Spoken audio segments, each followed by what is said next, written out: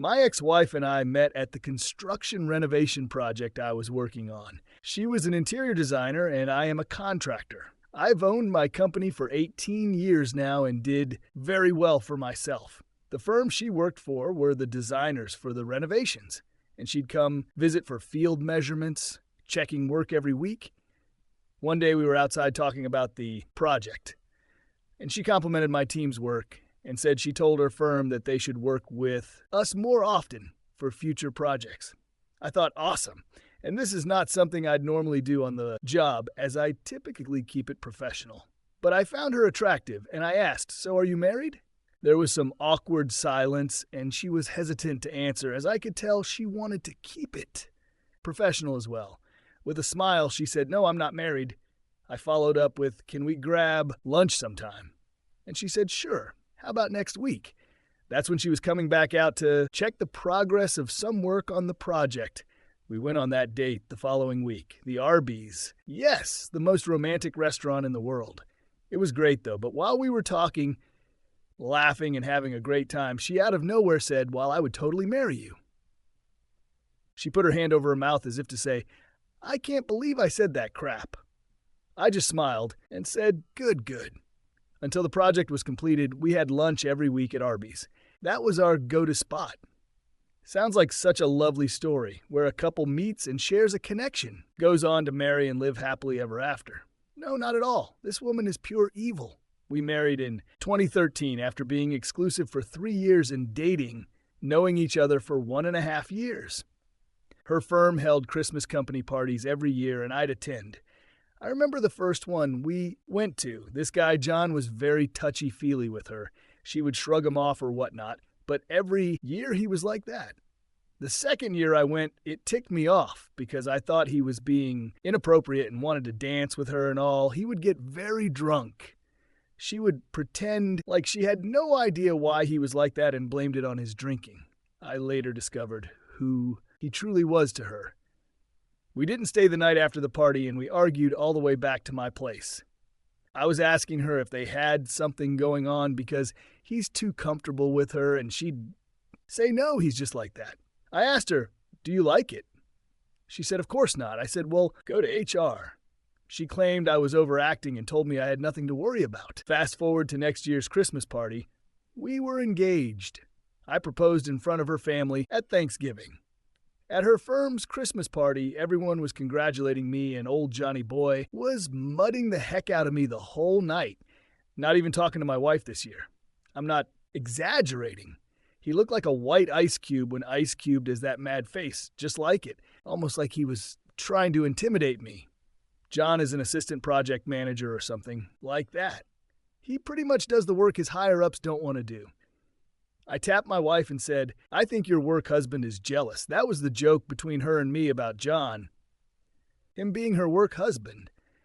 She shrugged it off and said, "No way." But I let her know how he was looking at me. She said I should stop focusing on him, but he's nuts. So we ignored him for the rest of the night. We went on to get married in July 2013. Interesting how our reception, I wanted the DJ to play one of my favorite songs from J. Cole at the time. It's called Power Trip, but ironically instead, he had the song Forbidden Fruit programmed to play. Instead of the Power Trip song I requested, I only had one J. Cole song for him to play, and coincidentally he played the song, Forbidden Fruit. Forbidden Fruit is a song by J. Cole and Kendrick Lamar, and if anyone is familiar with the reference Forbidden Fruit, it is a name given to the fruit growing in the Garden of Eden, which God commanded mankind not to eat. In the biblical story, Adam and Eve ate the fruit from the tree of knowledge of good and evil and were exiled from Eden. I think back now and say, well, what a sign. Didn't even catch. October of that year, we found out my wife was pregnant. I was over the moon excited and later discovered she was pregnant with boys, 2 boys twins. I thought, well, I hit the jackpot. Fast forward to her Christmas party in 2019 at her firm. She said she wanted to go alone this year and I should stay home with the kids.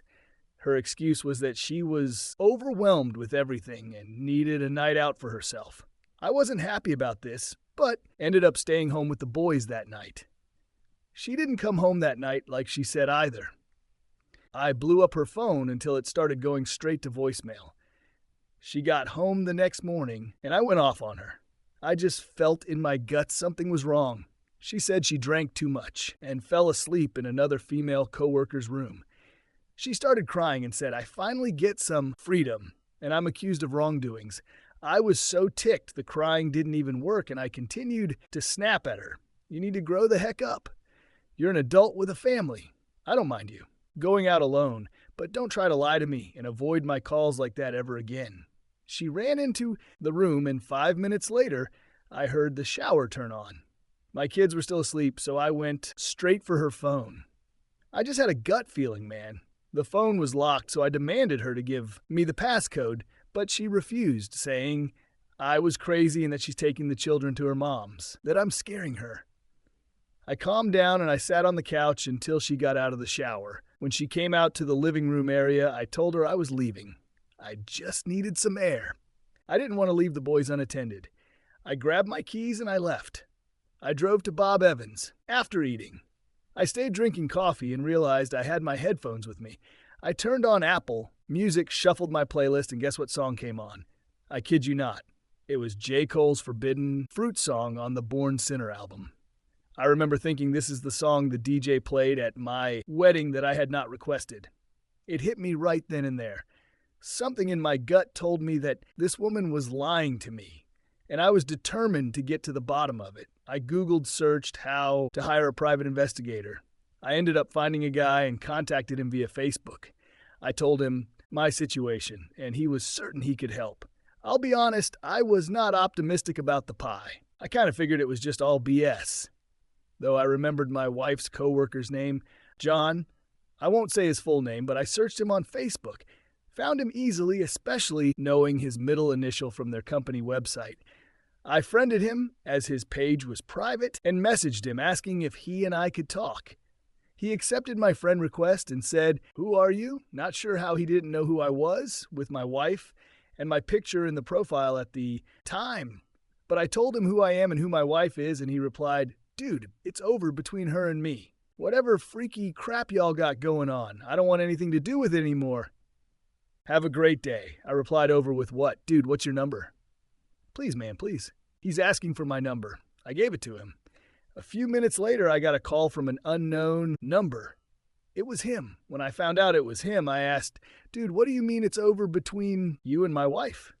He said, "She told me that you knew and that you all had an open relationship where both of you had one other partner. You had one, a handsome girl, and she had me, but I was done 7 months ago after she gave me the chlamydia you gave her, you piece of crap." "What?" "I don't have any chlamydia."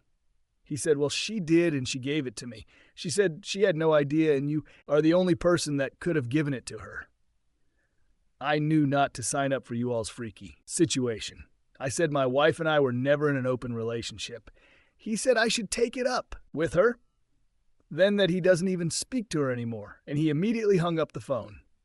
I was sweating bullets at this time, sitting in my car. It was cold outside, by the way. I was scared. I had STDs.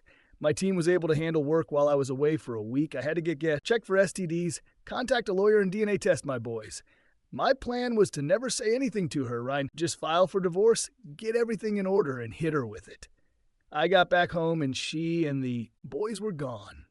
I'd assumed they were at her mother's, like she said. Later that day, I got a call from the private investigator. I updated him on some stuff, and he wished me luck. He explained how he could get evidence from me. 1, he was to do some background investigation, 2, physical surveillance, and 3, something called honey trapping. He had to explain that one to me. When he said the last thing, honey trapping, I really thought this guy was full of it. I'm glad I didn't write him off. Though he told me he was an ex-police officer, a 54-year-old man who hit the lottery for $40,000 a year after he divorced his cheating wife. He told me he used the $40,000 to go into business with his brother in 2013. They both sold that company 1 year later to a startup tech company. His brother was some type of it guy who developed some software. I don't remember the name of the company. It sold their company too, but apparently it's a very well-known company. He didn't say he was a millionaire, but he said he never has to work again. Though he left the force and later started to get bored. So he started this private investigation service. He travels all around the U.S. helping people if he needs to. He's helped very wealthy people to your average Joe.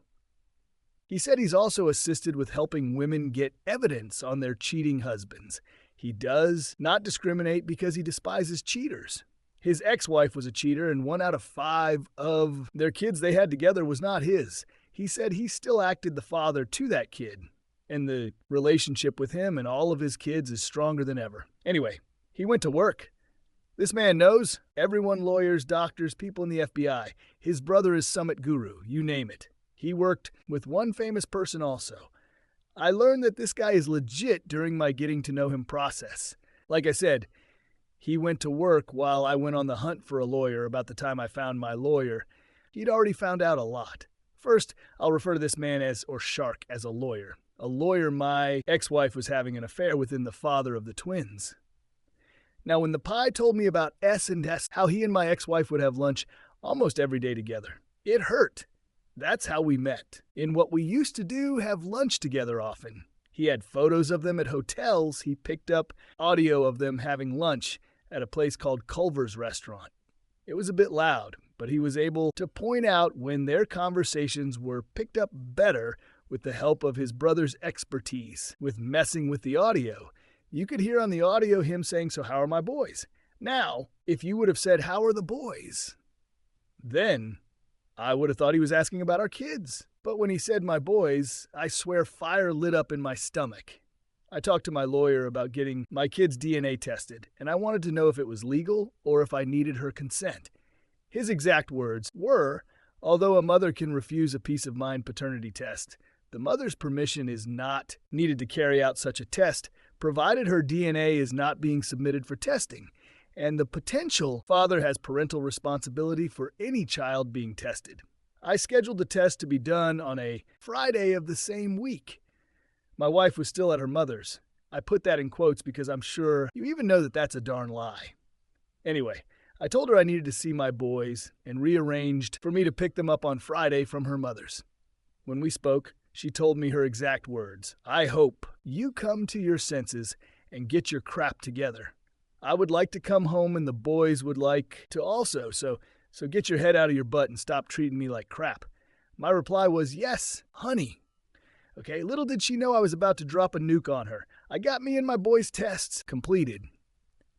It didn't take as long as I thought it would since it was late on Friday. I could have gotten the results back that day if I had done it earlier, but I received everything Monday morning.